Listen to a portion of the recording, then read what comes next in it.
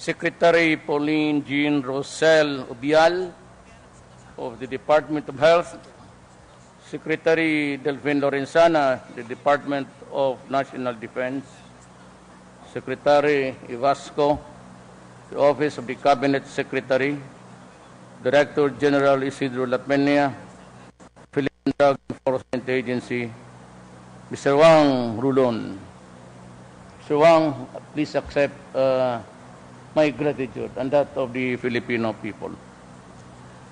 Governor Sarina Umale, Mayor Adrien May Cuevas, Lieutenant Ricardo Visaya, Lieutenant General Eduardo Wanyo, the other members of the Mega Drug Abuse Treatment Rehabilitation Center, beloved workers in government, my beloved also countrymen.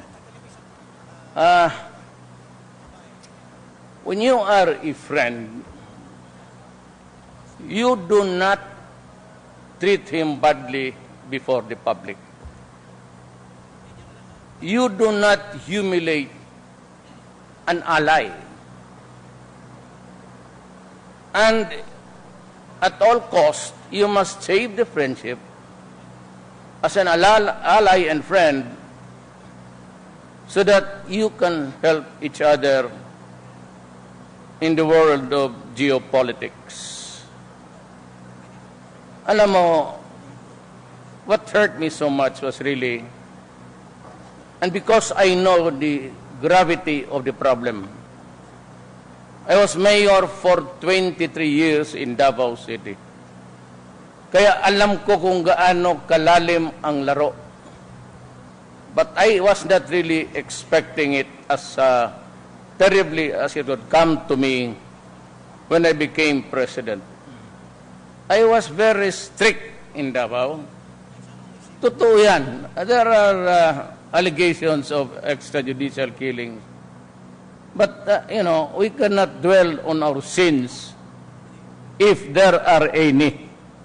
We have to dwell on what to do to improve the situation, especially if it is the country does it at stake.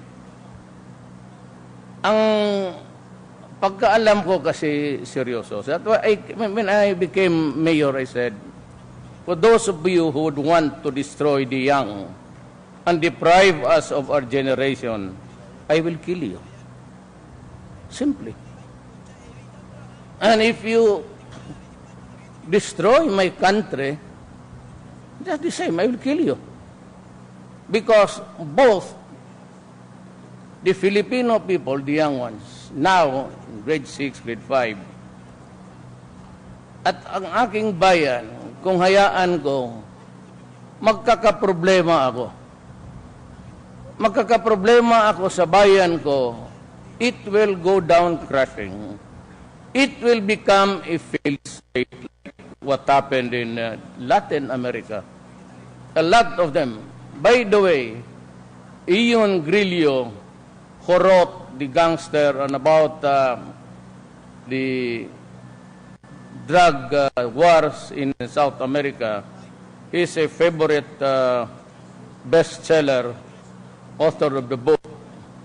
He has come upon the invitation of somebody I do not know, but he will be here tomorrow. And I would be happy if he'd be allowed to say things in public of what was really the things that he wrote about. But anyway, ganito yan. Kung kaibigan mo, wag mo akong pahiyaan. Instead of helping me, just like good Samaritan, na walang, he just came out of nowhere and went to my office and said that he would help me solve the drug problem because he heard that, Duterte, instead of killing the drug people, why don't he just, bid something like this? I became mayor midterm. I am operating on a budget that was prepared by my predecessor. which was prepared last year. The budget for next year, as everybody knows here, is being prepared now. It is in Congress, and it will become operational next year. Pumasok ako midterm. Sabi nga nila, bottoms up. So when I became president, all that was left for me to spend was the operating expenses only. MOOE lang ako, wala nang iba. So, sana ko maghanap ng pera. I cannot get the money from the armed forces and transfer it to Secretary Ubial and tell her, you use that money. Because that would be robbing Peter to pay Paul. Hindi ko pa magamit kung saan specific. So, wala akong magawa to swallow lahat na. But then, let me warn you. Drugs is a very virulent agent in any society. The campaign against drug will continue to the last day of my term. I will not stop until the last drug pusher is out of the street and the last drug lord or king killed. Yan ang pangako ko sa inyo. I don't care about media, whether it's international. That's not my problem anymore. Elections are over, and what I need to do is just to comply with my promise. Remember that I promised the country that if elected, I would do away with graft and corruption. And it will be done, I assure you. I give you my solemn promise. Then, drugs, with the help, of course, of the good souls in this planet, we will overcome and make it. Basta sa panahon ko, tatapusin ko ito. Kung hindi ako matapos, okay lang. You know, we live by our destiny in this planet. So nakita ko sa Davao, noong naging presidente ako, same. I said, now this time, I addressed myself to the country. Yung lumaban sa, no, you know, the first 6 weeks ng assumption ko sa office, hindi amin yun. Hindi sa gobyerno yun. Hindi kami magbabalot ng tao ng plastic. We are not producing mummies. Sa Egypt lang yun. Those were tortures. And if you are a government man, why would you waste your time wrapping a carcass there for nothing? If you want a drug, don't kill him, shoot him in the head. Why do you have to waste your time? Actually, it was done. Remember, I implicated some generals in the armed forces of the Philippines. I fired about 6 upon assumption. And I have many things to say, maybe in a few days. Yung lumaban, those who choose to fight, were killed. I by orders are very specific. Go and find them, apprehend them, arrest them. If they choose to fight violently, and you find yourself in danger, as a soldier and as a military man, go ahead and kill him. That's about. That's the law. I was all along using the law.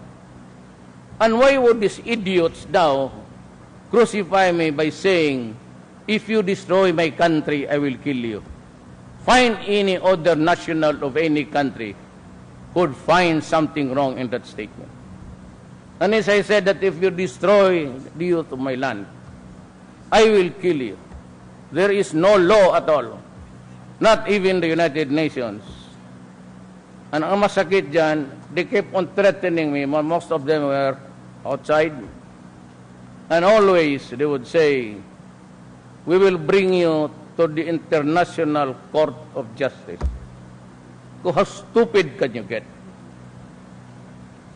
the one saying it, the United States of America, is not even a signatory of the International Criminal Court.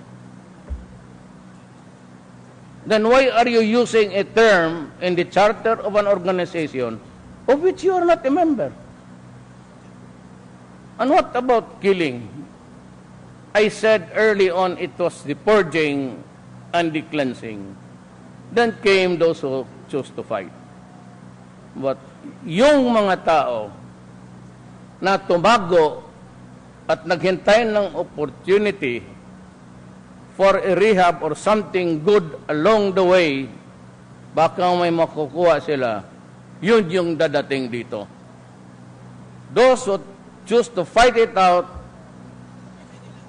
made a stand, they are there in the memorials and cemetery. I am sorry for them. But I will not hesitate to do whatever it is necessary to save my country. Sabihin ko sa inyo, even if I will rot in prison, so be it. Yan na lang ang pinaka-contribute ko sa, wala naman akong ibinigay sa bayan ko. I am not with credentials.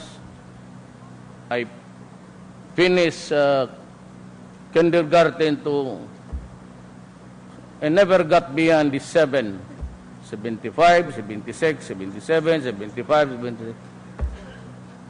Yeah, but sometimes, even with the minimum or the barest minimum of know-how, I can perhaps do something for my country. But, no. Pumasok kayo sa ibang bagay, wag dito. Putang ina, talagang papatayin ko kayo. Kaya mo yan sila,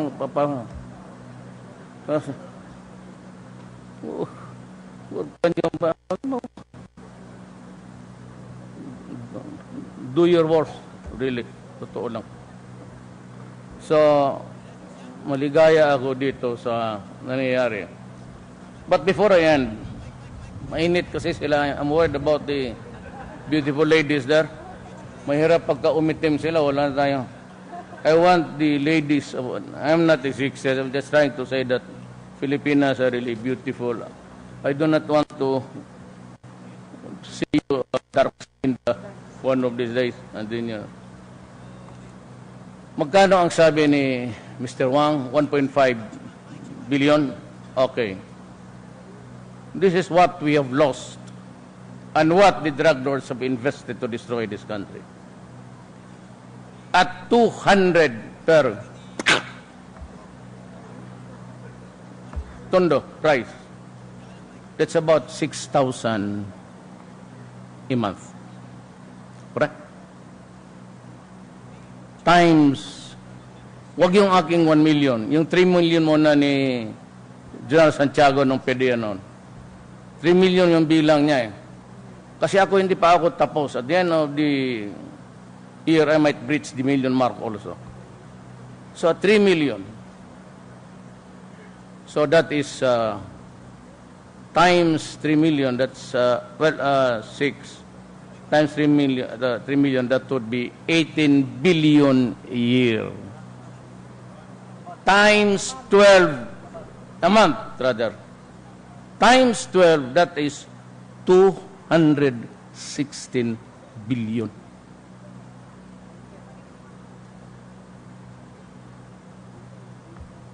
Magkano ito? 1.5. So how much?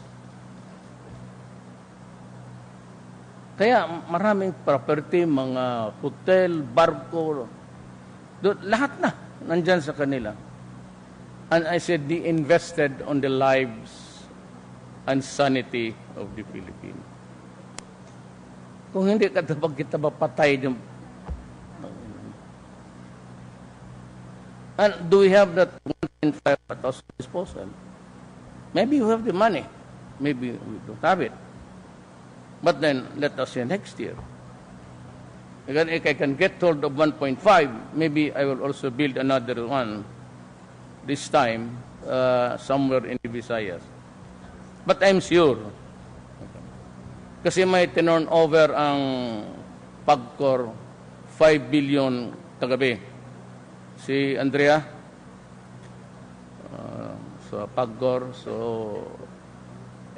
baka, but you know, there's trouble there in Mindanao. It is within control, but it's a troublesome thing. So I have to fly tomorrow to go to yung advance party ko na belonging to the Presidential Security Group na ambush pa kanina. Tinamaan ng IED. But I'm going there. I'm going there because I'm just simply going there. The advice was to postpone. I said, no, I'll go there. And if possible, take the same route. Maybe we can have a little gunfight here, gunfight there. Exercise, baka. Kung hindi ako lulusot, nandiyan naman. That's why we have a Vice President, Leni Robredo. Then we can have a gentle President also, in exchange for the this courteous mouth. Hindi, ganito lang talaga. Pero, what else can I do? I was trying to explain to everybody that I do not have the money, that I entered the presidency midterm, that I'm having a hard time coping up. Kasi, ang droga, ngayon, there's a better atmosphere in our place. In Davao City, napunta naman kayong lahat. Apparently, all of you have been there. It's a peaceful place. So, bakit? Because I stood my ground. I said, you stay here, I'll kill you. You do not go out of the city, I will kill you. Those who are out of my city are now here in Nueva Ecija doing their thing. At least dito sa siyudad ko, you can go around anytime. And to think that Davao City is in Mindanao. Well, except for the rebellion, which is a pestering problem, I really would say that were it not for this, maganda na sana tayo. But we can never move. Now, let me remind you again, per my observation, we cannot have a peaceful country as, you know, if you do not agree to a federal setup. Ako, ayaw kong magpilit ng tao. Ay, para sa akin, good. Ayaw mo, di wag. I'm just a Filipino. As long as you do not bother me, fine. Ang problema, ang Mindanao mismo, ang Dimoro people will go for it at all costs. Remember that the Moro was ahead of us by almost 1,000 years because they are the natives there when the Spaniards and the Americans went there to conquer the island. So, if I may correctly describe it actually, it's the Moro nationalism that's at work. Yung pagkamuro nila na ninagaw mo karamihan ng mga Kristiyanos yung lupa nila, the choices real estate there, lahat ng magaganda belongs to the Christians. Kaya may rason eh. But if we do not compromise here, wala tayong that's the barest minimum that they are asking. If I were you, I'd listen to the speaker here. Ponder on it, sleep on it, and maybe decide one day that they too must have a better deal in the governance. Pag hindi, paningin ko, wala talaga. And I have, wala na tayong away ngayon. We do not have to fight the NPAs. they are probably here, nandito yung nakikinig. Bakit sigurong dyan sa likod. Yung naka-blue dyan, may kilala kayo lahat dyan, o may isa talaga, dalawa, NPA dyan. Jesus! Wala naman tayong away. So, you know, I can pour all the troops there. When I was 4 days ago, I was in Holo. Ito ba naman ang tanong sa akin ng media? This is the 6th time that you have visited the place. You are donning medals. Hanggang dito ka na lang ba? You know, there's really no problem. I can order the invasion of Holo and give the order the last man standing. I can burn Holo. I can burn Basilan. Bomb everything there. Lahat na bahay makita ko. With the howitzers and the... But what would it bring us? If you think that I will wipe out humanity there, we will at last enjoy the blessings of peace. What you will get in return will be terrorism. And mind you that Maote there, who is fighting the government troops now, and there's a raging battle going on. And I said, yung advance party ng security ko, pinutok ng IED. I have to go to the hospitals to visit them tomorrow. That's why I have to go home tonight. I have to fly back. Yun ang kasama rin ang the Reds. Mabutit na lang yan nagkapaghinga na tayo. Nag-uusap na tayo. At least there's a respite. For the nonce, we can rest. There's no doubt about it. I can fight the whole year round. May pera ang gobyerno, may taxes eh. But for how long? And at what cost? So, kayong nakakaintindi sa akin, you're too near the left, you're too near with Ms. Wari. But of course, I never liked it, but when I became vice mayor of Davao City, he went around Mindanao strutting with firearms. So I said, no, you cannot enter my city with arms. It's simply not... So nakaintindihan kami. We became fast friends. And we are talking. Ay, may mga misgivings siya. But if we cannot find peace now, then I'll give it to the next president. Do better. But do not concede more than what you can really give. For example, yung gusto nila na they want again, they repeated it before me. Itong, they would want a parang regional armed forces, pati police. So that's something which I cannot give. Those are the things that cannot be negotiated. They want a federal type presidency, fine. But the commander-in-chief and the control of the police and the military shall always be in the hands of the president. But those are the nitty-gritty things in life. In the meantime, we savored the moment that Mr. Huang has traveled away, all the way from his homeland to share his money. And I would like to thank everybody dito. You know, the PDL chief, the one who succeeded is former General Sid La Peña. He used to be my city police director. And everybody else, mga kasama ko, those yung mga nakilala ko. And I said, there will be no compromise.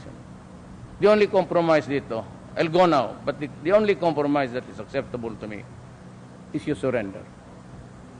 If you continue, said, you might end losing not only your funds but your life. Because the do not hesitate, especially if you think your life is in danger. So, para maintindihan ng lahat, gano'n, maraming patay, so be it. The most sensible way to deal with the patay is ilibing mo para hindi mangamoy. So, period. It's a brutal way of saying things, but the only thing I think these idiots understand. I will not allow my country to sink like Colombia, even if it's a lesson, until the last pusher, until the last drug roll is exterminated. That will be the rule of the day. Maraming salamat po. Thank you so much, Mayor Rodrigo Roa Duterte.